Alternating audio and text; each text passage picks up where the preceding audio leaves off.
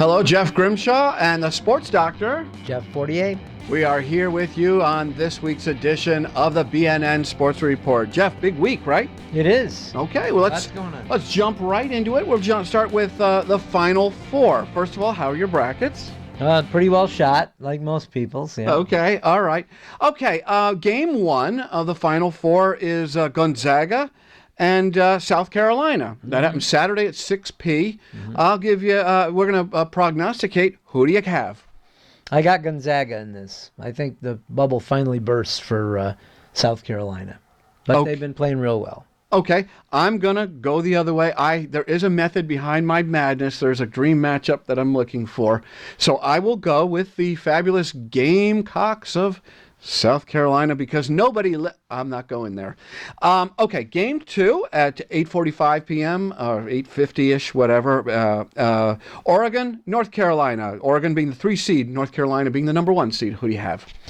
I like the Tar Heels in this one. I think they look very strong. They've seemed to take all challengers, except they did lose to Duke a couple of times, but that's a rivalry. They look very tough and very balanced, and I think Oregon had a real good run here, but I think comes to an end. All right, I will pick like this.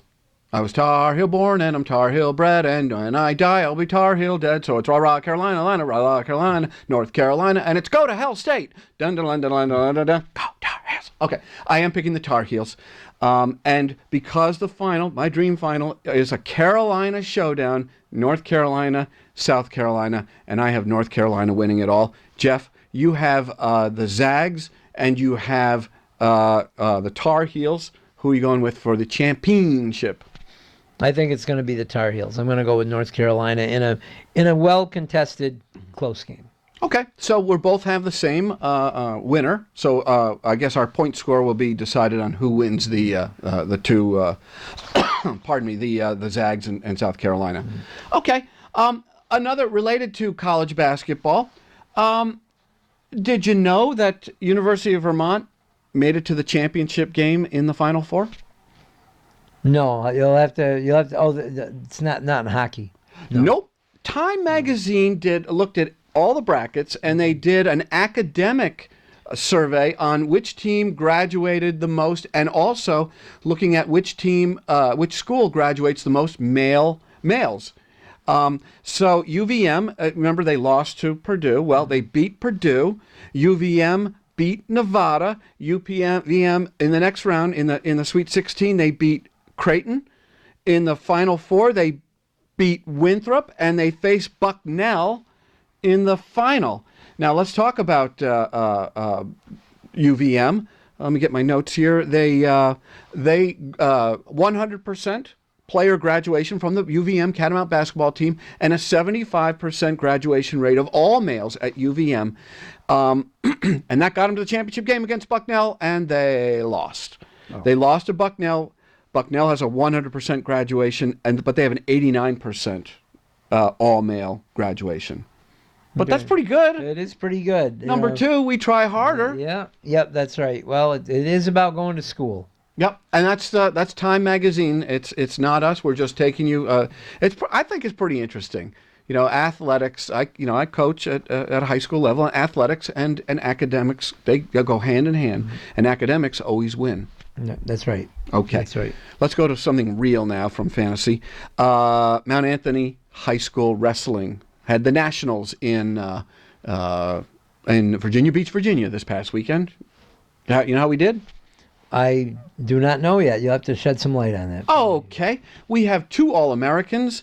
We had one grappler, Gage McLaughlin, in the sophomore. They don't do it of unlimited. They section it off by year. They have a freshman and a sophomore, and I think the junior and seniors then go together. And they even have a special 8th grade, and that becomes important in a second. Mm-hmm. So we had, in the sophomore tournament, Greg McLaughlin made it to the quarters. He then had a chance to kind of get up into the final, and he lost in the quarters, and then he lost his his consolation, and that's a shame. But a great showing by Gage McLaughlin, who won 4 consecutive matches. Sam Wilkins, freshman, 170 pounds. He became a national high school All-American by his performance, and they even have there's an 8th grade level. Dakota Blair, talk about up and comers, 8th grade All-American. So freshman All-American, 8th grade All-American. This team is going to be making some noise for quite some time. Great. Well, again, yes. Continue on those championship rings. They don't get rings, but that's right. okay. Okay. You have some NFL news. Besides the Raiders moving to Viva Las Vegas. Yes, that's right. I thought it was just going to be a little Viva Las Vegas for the Raiders, which, by the way, I guess they're just going to stay 2 more years in Oakland. Yeah, they're not going until 2020. Yeah. Their rules committee has made a couple of changes coming up for this season. They mulled over 3. I'll tell you the one that they didn't do first. Why don't you do this? You give me the rule, and I'll tell you if it was accepted or rejected. So 2 were accepted and 1 was rejected? Right. Okay, because I don't know. This is total news to me. Right. Go ahead. 1 was tabled. How's that? Okay, you tell me the one. I'll tell you the one that was tabled. Okay. First off, they are not going to allow a player on kicks, extra points, or field goals. They're not going to allow the defense to jump over the line to block the kick. Okay, no hurtling over the line. That's number 1. I'm going to hear all 3, and then I'll give you the one that I think was tabled. Okay. Number 2, they want to automatically eject players for egregious blows to the head. Okay. And number 3? Number 3, they wanted to shorten overtime to 10 minutes. Let's say they tabled egregious blows to the head. No. Overtime to 10 minutes? Overtime to 10 minutes they tabled. Okay. So there was one, they needed 24 votes and they only had 23 or something, so they tabled it. Shortening that was just going to create more ties. Yeah. For me. And ties, like the Redskins had a tie this year. That's terrible. Yeah. Then one of the, was it them that tied in London? Somebody tied in one of the London games. Yeah, okay. All right, so that's NFL. So the other 2 are going to happen. The other 2 can't hurdle over the line. Yep. And you are subject to an immediate, not a warning, an immediate ejection for an egregious blow to the head. Yes. That's like college ball.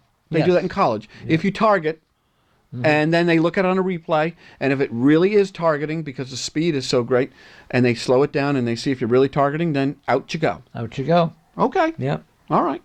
Probably an accompany fine with that. I would imagine. Huh? Are you out for the next game? Am I what? Are you out for that game? That game and the next? It didn't. They didn't. What if you do it in the 4th quarter with 10 seconds left? Yeah. I guess that probably can be reviewed. Probably for that, I would think. I did not see the details on how that would be, but yeah. Okay. What happens next Monday?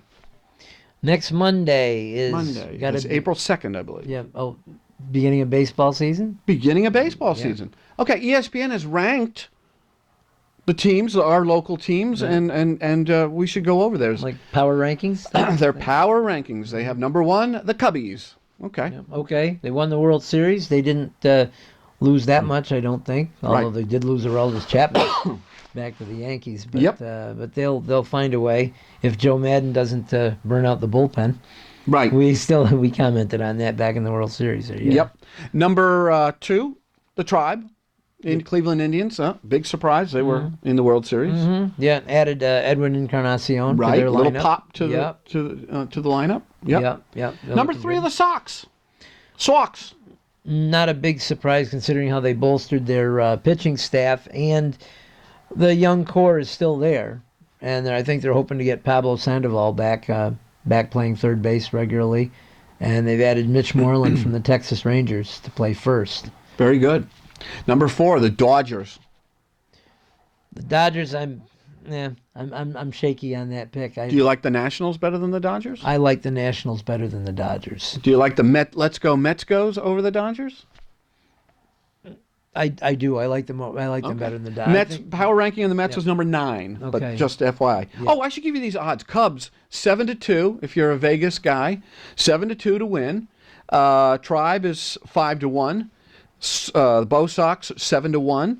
Dodgers 8-1. Metsies 12-1. And then the Yankee Franks said from my old Louis Tiant days. Oh. Because he used to promote in New York the Yankee. Oh, It was a hot dog called Yankee Frank. So yes. he used to, That's right. And the Yankees came. Their power ranking was number 17, and it looks like they're headed. If Espen is right, then they are destined for mediocrity again this year.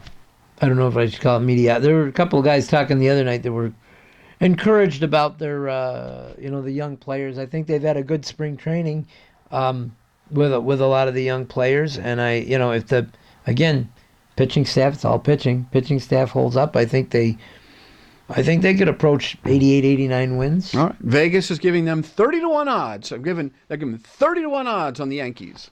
If we're going all the way, might be a year early to say they're going. They're favorites to go all the way. But all right. I think they're going to be exciting to watch with the young guys and the, and some of the development, watching things. Well, it all begins on Monday, and then it kind of hits really big on Tuesday, and then we're into this thing, and we will follow along. Anything else? You got anything else, Jeff? I was just going to comment that the South Carolina Gamecocks also have the women in the Final Four.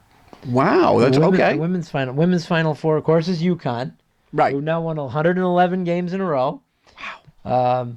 South Carolina, Mississippi State, and Stanford are the four. For the women. We don't want to be sexist here. No. Leave out the women. Does that mean we have to talk about the Frozen Four? I don't even know. That's a hockey. That's hockey. I heard it's coming up, not this weekend, but I believe next. Well, maybe we'll talk about that next week. Okay. Now, the BNN Sports Report is brought to you by the AWAA. That is the new Wiffleball League here in Bennington. They begin play on April 25th. The first tournament is May 13th. You can enter. Just go to the AWAA Southwest Vermont Facebook page. They're going to put up an entry form there that you can enter. You can enter a team. You can enter yourself. You can catch on as a free agent. But get out there. It's going to be at Stark Street Playground. A lot of fun. They got new bases. They got new baselines. They got new fences. They got new sponsors. And we'll go over that. Much more on that as we get closer and closer. I know Jeff is going to play. I'm going to play. A bunch of great people are going to play. Okay. So thank you for watching. For the Sports Doctor, Jeff 48. That's the Sports Doctor. I'm Jeff Grimshaw, and we'll see you real soon.